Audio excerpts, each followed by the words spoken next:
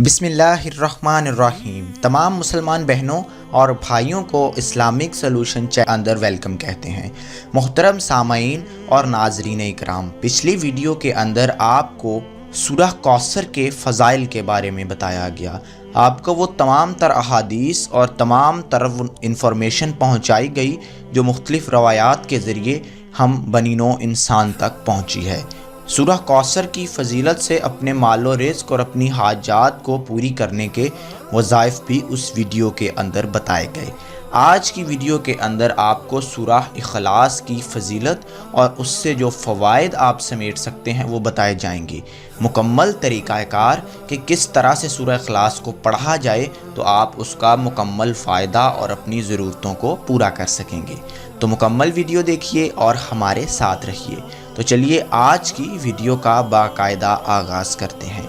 वाज़ेह हो कि इस सूरह के और बहुत से नाम हैं और इसके फ़वाइद भी बेहद हैं। इस सूरह को सूरह तौहीद, सूरह इखलास, सूरह कुल हुवल्लाह, सूरह समद भी कहा जाता है। और इस सूरह की एक फ़जीलत ये भी है कि जो शख्स इस सूरह को पढ़े एक बार तो गोया उसने पढ़ा सल्लस कुरान को, और जिसने पढ़ा इस सूरह को 3 बार तो उसका सवाब इतना दिया जाएगा जितना सवाब ख़त्म कुरान का मिलता है। जनाब अमीरुल मोमिनीन हज़रत अली अलैहिस्सलाम से मनकूल है कि जो शख्स क़बल सूरज निकलने के बाद इस सूरह को पढ़े यानी कुल हुवल्लाह पढ़े और उसके साथ इन्ना अंज़लनाहु पढ़े तो इंशाअल्लाह वो इस रोज़ किसी गुनाह में मुब्तला नहीं होगा। ख्वाह इब्लीस कितनी ही कोशिश करे, ख्वाह इब्लीस कितना ही उसको वरगलाने की कोशिश करे।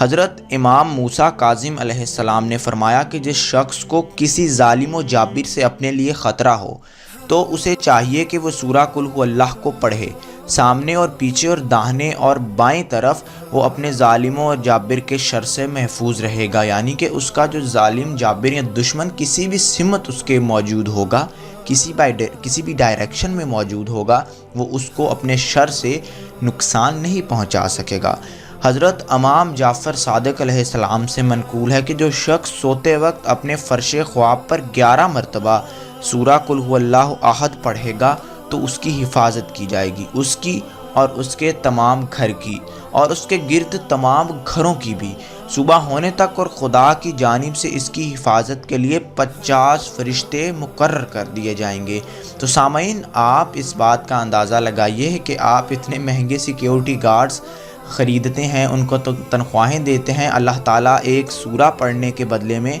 आपको 50 फरिश्ते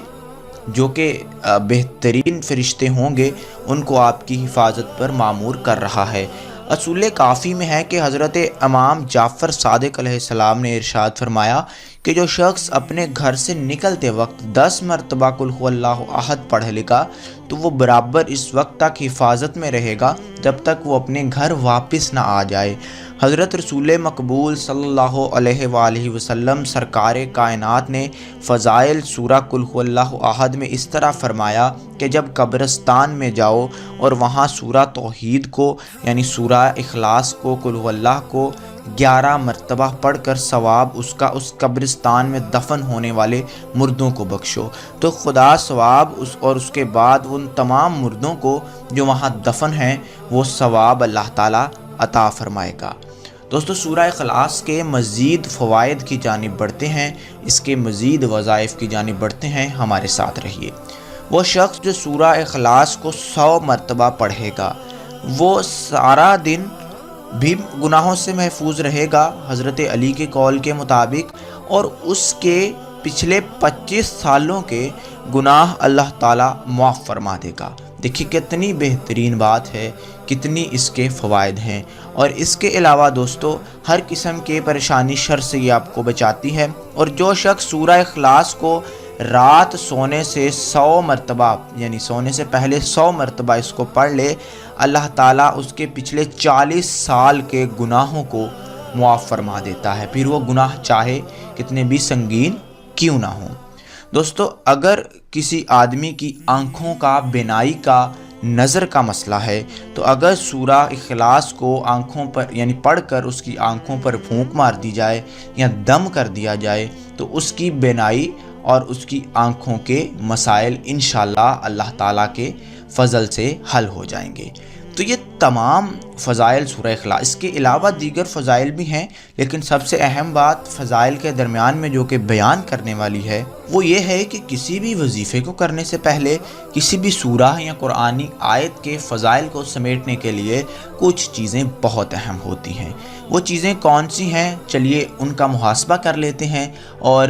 کچھ سیکنڈز کے اندر آپ کو تمام چیزیں جلدی سے بتا دیتا ہوں۔ وہ چیزیں دوستو یہ ہیں کہ سب سے پہلی چیز کہ آپ کا اللہ تعالیٰ خالق کائنات کی ذات پر مکمل یقین اور اس پر مکمل ایمان ہونا چاہیے۔ یعنی اللہ کی ذات پر آپ جس مقصد کے لیے وظیفہ کر رہے ہیں اس مقصد کے حصول کے لیے اللہ پر آپ کا مکمل ایمان ہو کہ اللہ تعالیٰ آپ کو اس وظیفے کا فائدہ ضرور پہنچائے گا اور جو دعا آپ مانگ رہے ہیں وہ دعا ضرور قبول ہوگی۔ یعنی کہ وہ دعا جو کہ بغیر یقین، کامل یقین کے بغیر کی جائے اس کے امکانات کم ہوتے ہیں کہ اللہ تعالیٰ شرف مقبولیت اسے بخشے۔ آپ خود سے سوچئے کہ اگر آپ کو ہی اللہ پر یقین نہ ہوگا تو اللہ تعالیٰ کیسے آپ کو بے یقینی کی کیفیت میں کیسے وہ چیز عطا فرما دے۔ بے یقینی کی کیفیت میں اللہ تعالیٰ عطا فرما سکتا بھی ہے کیونکہ اللہ تعالیٰ کی رحمت لامحدود ہے۔ اللہ تعالیٰ انسانوں کی طرح آپ کو چھوٹی چھوٹی چیز دینے کے لیے وجوہات تلاش نہیں کرتے۔ اللہ تعالیٰ کا مال، اللہ تعالیٰ کا رزق، اللہ تعالیٰ کی نعمتیں بے حساب ہیں اور وہ اپنی مخلوق میں ان کو بے حساب، کسی میں تھوڑا، کسی میں زیادہ، کسی میں اس کے اعمال کے مطابق، کسی میں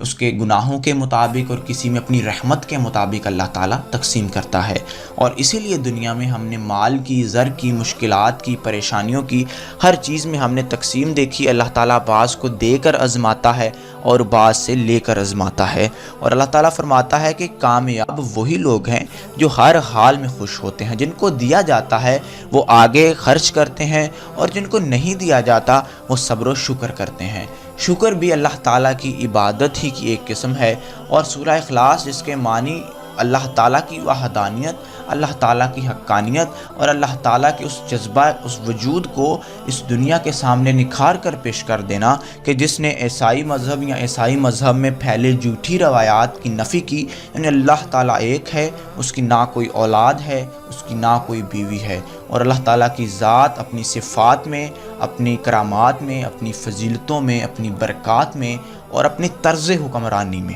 واحد ہے، اس کا کوئی مقابلہ نہیں ہے، اور نہ ہی کوئی ہستی یا نہ ہی کوئی ایسا وجود کل کائنات کے اندر ایسا ہے جس کا اللہ کی ذات کے ساتھ موازنہ کیا جائے۔ اللہ کی ذات کے ساتھ کسی کا موازنہ کرنا بھی اللہ کی صفات کے ساتھ شرک ہے، اور اللہ تعالیٰ نے قرآن کریم میں بیشتر بار بتلایا ہے کہ تمام گناہ معاف ہو سکتے ہیں، لیکن جو شرک ہے یعنی کہ اللہ کی ذات کے ساتھ کسی کو شریک ٹھہرانا، اس کی ذات میں، اس کی صفات میں، وہ تمام گناہ معاف نہیں ہوں گے۔ تو سورہ اخلاص کا ٹاپک تقریباً یہاں اپنے اختتام کو پہنچے گا، لیکن اور ایک اہم بات چونکہ شرک کی بات چل پڑی تو دوستو ہم دیکھتے ہیں کہ ہمارے ارد گرد اولیاء اکرام کے مزار ہیں، ان کے دربار ہیں، اور اولیاء اکرام وہ برگزیدہ بندے ہیں جو کہ بہت سارے غیر مسلموں کو، غیر مقلدوں کو دین اسلام کے اندر لانے کا باعث بنے۔ ان کی احسن تعلیمات، ان کی پرمنور تعلیمات اور ان کا مخلص رویہ دین کے ساتھ، اور خاص طور پر ان کے اخلاق، جنہوں نے لوگوں سے پتھر کھا کر بھی انہیں دعائیں دیں، ہمارے اولیاء اکرام، خواہ وہ داتا علی حجویری ہوں، خواہ وہ بابا فرید گنج شکر ہوں، بابا بلے شاہ ہوں، مادھو لال سرکار ہوں، سرکار اجمیر شریف ہوں، ان تمام لوگوں نے اپنے اخلاق کے ذریعے بہت سارے ہندوؤں کو، بہت سارے سکھوں کو مسلمان کیا، اور آج مسلمان ان کی قبور کے اوپر فاتح خوانی کرتے ہیں۔ لیکن ہم دیکھتے ہیں کہ فاتح خوانی کے ساتھ ساتھ بہت سی عجیب و غریب سی رسومات کا آغاز چند جوہلا نے وہاں شروع کر دیا ہے، جو کہ نہ تو دین کی تعلیمات ہیں اور نہ ان بزرگوں کی اپنی تعلیمات ہیں۔ تو ہم باشعور لوگوں کو دعوت دیتے ہیں، جو لوگ اس ویڈیو کو سن رہے ہیں، جو لوگ اسلامک سلوشن چینل کے سامع ہیں، اس کو سنتے رہتے ہیں، کہ خدا را آپ اولیاء کے مزار پر ضرور جائیں، ان کے لیے دعا کریں اور اللہ تعالیٰ سے اپنے لیے دعا کریں، اللہ تعالیٰ سے اپنے لیے بھی مانگیں اور ان اولیاء اکرام کے لیے بھی مانگیں، اور اللہ تعالیٰ سے دعا کریں کہ اللہ یہ تمہارے نیک بندے، یہ تیرے نیک بندے جنہیں تو نے دین کا نور عطا فرمایا، ان کے صدقے ہمیں بھی اپنے دین کا نور عطا فرما، ہماری ضروریات کو پورا فرما۔ لیکن یاد رہے کہ مانگیں صرف اللہ تعالیٰ سے، داتا صرف اللہ تعالیٰ کی ذات ہے، اور قرآن اللہ تعالیٰ کی وحدانیت سے بھرا پڑا ہے، اس میں کوئی شک، کسی شکوک و شبہات کی ہمارے پاس گنجائش نہیں ہے۔ تو یہ دو اہم ٹاپک آج ہم نے کور کیے، سورہ اخلاص کی فضیلت اور اس سے منسلک کچھ وظائف، اور اس کے بعد اولیاء کرام کے مزارات اور اس کے حوالے سے چند باتیں جو کہ بڑے عرصے سے پینڈنگ تھی، ان کو آج ہم نے مکمل کیا۔ تو ایک نئی ویڈیو کے ساتھ میں اسلامک سولوشن چینل سے آپ کے سامنے دوبارہ حاضر ہوں گا، تب تک کے لیے آپ مجھے اجازت دیجیے۔ فی امان اللہ۔